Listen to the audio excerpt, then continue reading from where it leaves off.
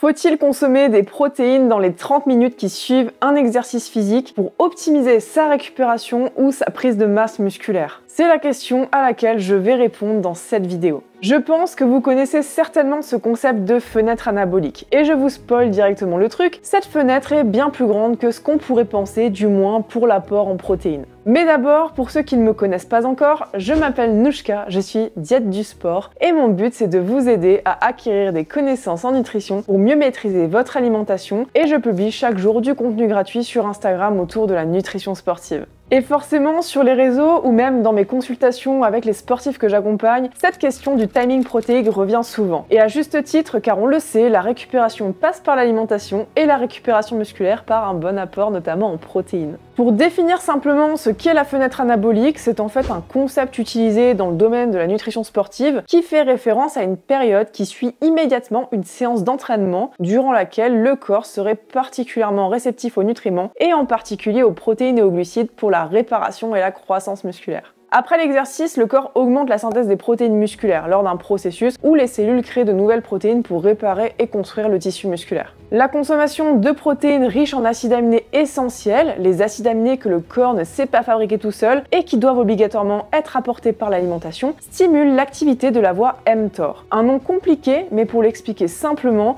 c'est une voie de signalisation cellulaire qui permet la synthèse protéique. Elle est stimulée par les acides aminés et en particulier la leucine, le stress mécanique avec l'exercice physique et les facteurs de croissance comme l'insuline et l'IGF-1. Elle est en revanche inhibée par l'alcool, le manque d'oxygène, la sédentarité et le stress énergétique. Quand on cherche à prendre de la masse musculaire ou simplement à resynthétiser ses protéines corporelles, c'est cette voie qui est en cause. Concernant la reconstitution des réserves de glycogène, notre réserve de sucre dans les muscles, il faut savoir que lors d'un exercice physique, qui plus est d'endurance ou intense, le corps utilise le stock de glycogène stocké dans les muscles comme source d'énergie pour assurer la contraction musculaire. Après l'entraînement, la consommation de glucides aide à reconstituer ces réserves de glycogène essentielles pour la récupération et pour les performances. Pour un sportif d'endurance, par exemple, c'est hyper important de maintenir ses réserves en glycogène la majorité du temps pour pouvoir maintenir justement les intensités au cours des entraînements. L'épuisement de ces réserves est vraiment un facteur limitant pour la performance. Et pour les glucides, le timing nutritionnel est assez important car la resynthèse de notre glycogène dépend de 3 facteurs. La nature des glucides ingérés, la quantité de glucides ingérés et le timing nutritionnel.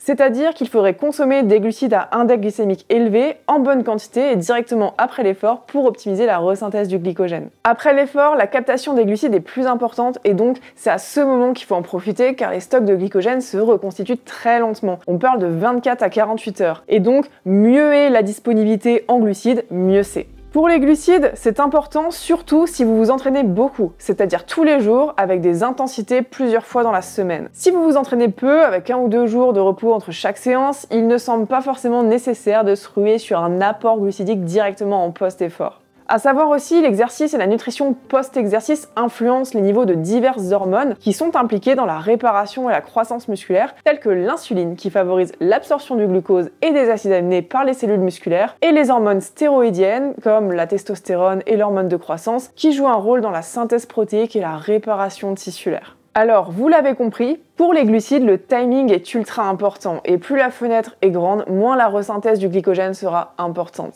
Mais qu'en est-il des protéines? Parce que je pense que vous avez tous vu des gars prendre un shaker de prot directement après leur séance ou alors vous êtes peut-être même ce genre de gars ou de filles d'ailleurs. On le sait et on l'a vu, la synthèse des protéines augmente directement après l'effort. La notion traditionnelle de la fenêtre anabolique suggérait que le moment optimal pour consommer des protéines était très restreint, immédiatement après l'entraînement, typiquement dans les 30 à 60 minutes suivant la fin de l'exercice. Des recherches plus récentes ont cependant remis en question la rigidité de cette fenêtre temporelle et suggèrent que l'organisme reste réceptif aux nutriments bien au-delà de cette courte période initiale. Les bénéfices en termes de récupération et de croissance musculaire peuvent être obtenus même lorsque les protéines sont consommées plusieurs heures après l'exercice. Plutôt que de se concentrer exclusivement sur le timing précis de la consommation de protéines post-entraînement, il semble plus bénéfique de veiller à avoir un apport constant et suffisant en protéines tout au long de la journée. Cela aide à maintenir un environnement favorable à la récupération musculaire, à la synthèse protéique et à la reconstitution des réserves énergétiques.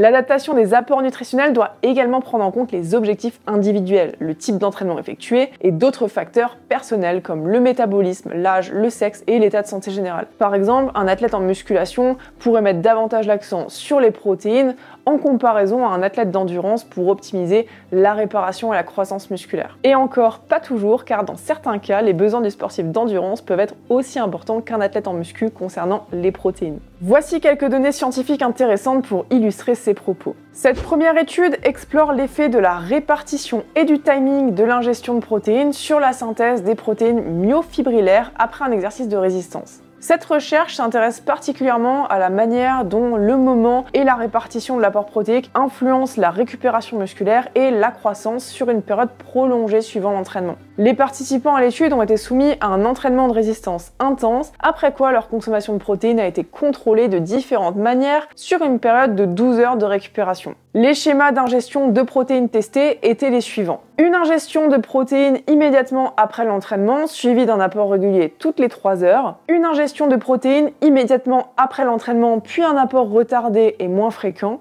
Une répartition plus uniforme des protéines tout au long de la période de récupération sans prise immédiate après l'entraînement. L'étude a révélé que la répartition uniforme des apports protéiques avec une ingestion régulière toutes les 3 heures était plus efficace pour augmenter la synthèse des protéines myofibrillaires pendant la période de récupération. Ce régime a conduit à une meilleure utilisation des protéines ingérées pour la réparation et la croissance musculaire par rapport aux autres schémas d'ingestion testés. Ces résultats suggèrent que la quantité totale de protéines consommées, mais aussi la manière dont elles sont réparties tout au long de la journée, joue un rôle crucial dans l'optimisation de la synthèse des protéines musculaires après un exercice de résistance. Une répartition régulière et fréquente des apports protéiques pourrait donc être plus bénéfique pour la récupération musculaire et la croissance que des prises concentrées ou irrégulières. Deuxième étude, c'est un article publié en 2013 dans le journal de la Société internationale de nutrition sportive qui examine de manière critique le concept de la fenêtre anabolique post-exercice. Les auteurs ont analysé l'importance du timing de l'ingestion de nutriments, en particulier des protéines et des glucides, par rapport à la récupération musculaire et à la croissance après un entraînement de résistance. L'article conteste l'idée qu'il existe une période critique étroite immédiatement après l'entraînement, pendant laquelle l'ingestion de nutriments est essentielle pour maximiser la synthèse des protéines musculaires et la récupération. Les auteurs suggèrent que cette fenêtre pourrait être beaucoup plus large qu'on le pensait auparavant. Les auteurs ont passé en revue les études existantes sur le timing des nutriments,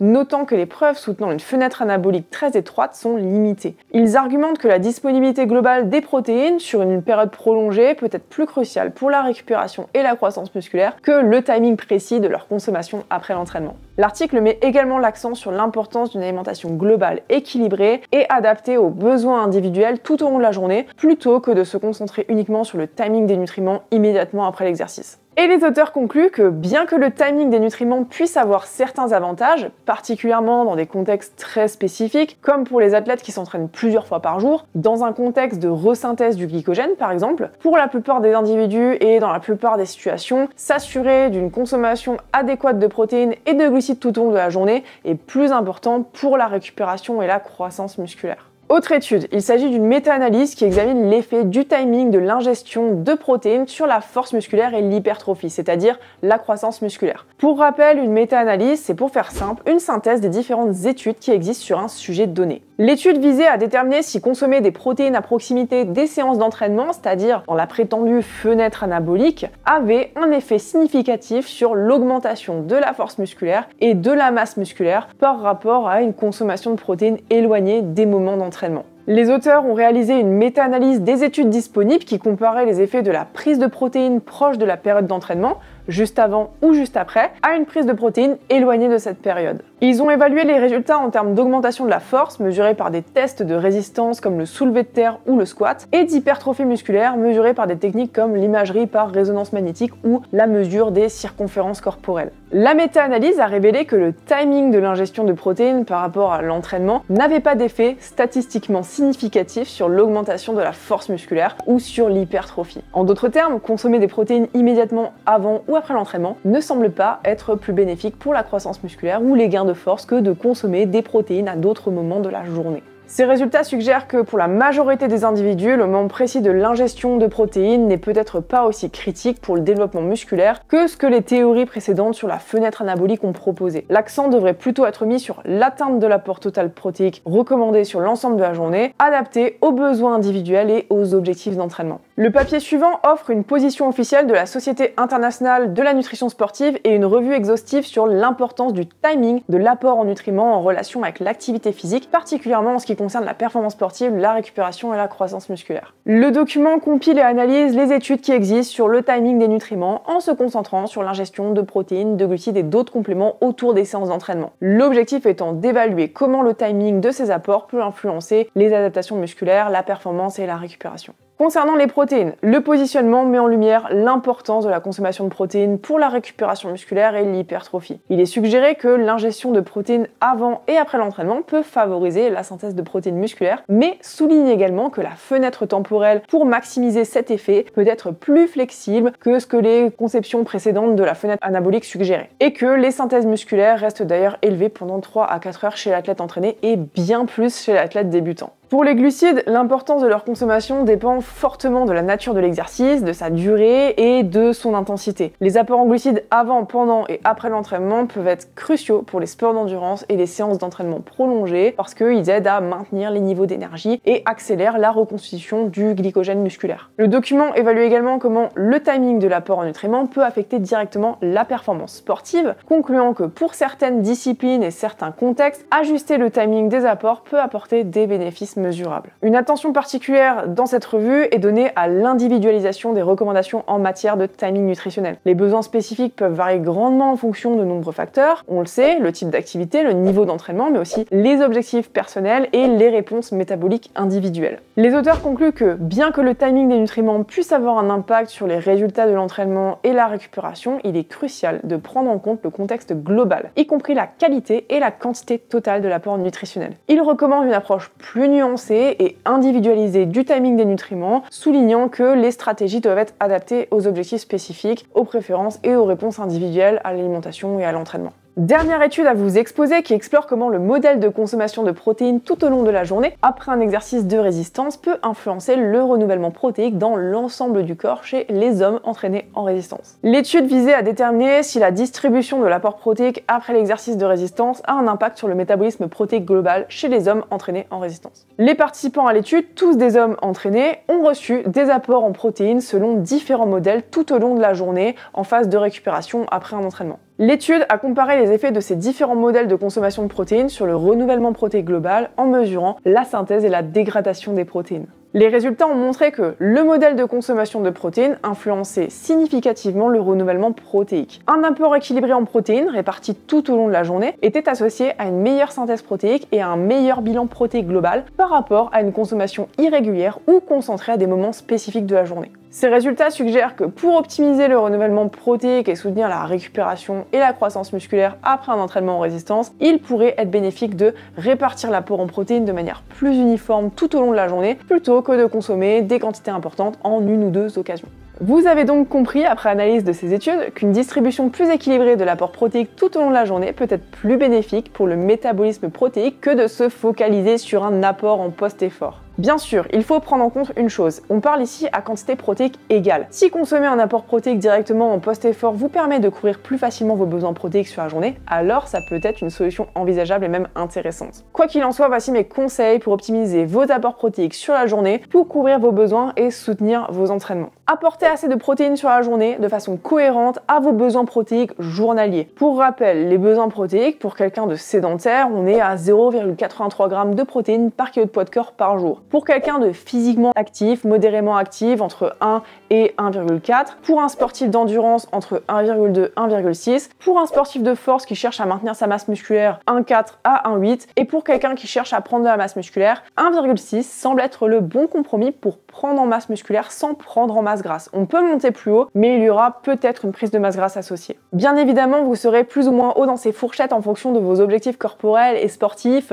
mais également de vos disciplines sportives, de votre niveau, de votre volume d'entraînement et surtout de votre régime alimentaire. Autre conseil que je peux vous donner, c'est de s'assurer d'avoir au minimum 0,3 g de protéines par kilo de poids de corps par repas. C'est ce qu'on appelle le seuil de leucine. La leucine étant le principal acide aminé responsable de la synthèse musculaire. Et pour s'assurer d'avoir assez de leucine, comme elle est très difficile à comptabiliser dans l'alimentation et qu'il en faudra environ 3 g par repas, on admet ce seuil qui permet normalement de couvrir les besoins en leucine. Assurez-vous d'avoir également assez de glucides sur la journée, car l'insuline sécrétée à l'ingestion des glucides est un des facteurs favorisant l'activation de la voie de synthèse mTOR dont je vous parlais au début. Et surtout, veillez à avoir une grande variété en acides aminés essentiels, ceux que l'organisme ne sait pas synthétiser seul. Généralement, les protéines animales contiennent tous les acides aminés essentiels, mais pas toutes les protéines végétales. Variez donc bien les sources pour vous assurer d'avoir des protéines complètes sur la journée.